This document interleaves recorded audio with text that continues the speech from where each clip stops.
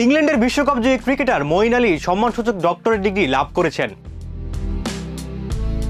Cricket খেলায় অসামান্য অবদান রাখার স্বীকৃতি স্বরূপ কভেন্ট্রি বিশ্ববিদ্যালয় থেকে মঈনকে এই সম্মাননা দেওয়া হয়। এখন তিনি ডক্টর মঈন আলী। কভেন্ট্রি ক্যাথেড্রালে একটি অনুষ্ঠানে তাকে এই সম্মাননা দেওয়া হয়। বার্মিংহামে জন্ম নেওয়া সাবেক ইংল্যান্ড অধিনায়ক 68 টেস্ট, 138 ওয়ানডে ও 92টি টি-20 খেলেছেন।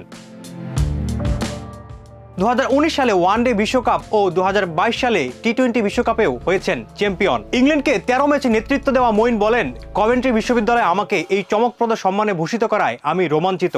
এর অংশ হতে পারা এবং শিক্ষার্থীদের সঙ্গে দিনটি ভাগ করে নেওয়া দারুণ একটি ব্যাপার। আমি সবসময় আমার সাধ্যমতো সেরাটা দেওয়ার চেষ্টা করেছি।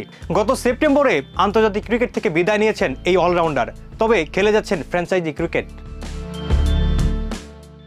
দেশ বিদেশের সর্বশেষ খবরটি জানার জন্য সঙ্গে থাকুন দেশ রূপান্তরের।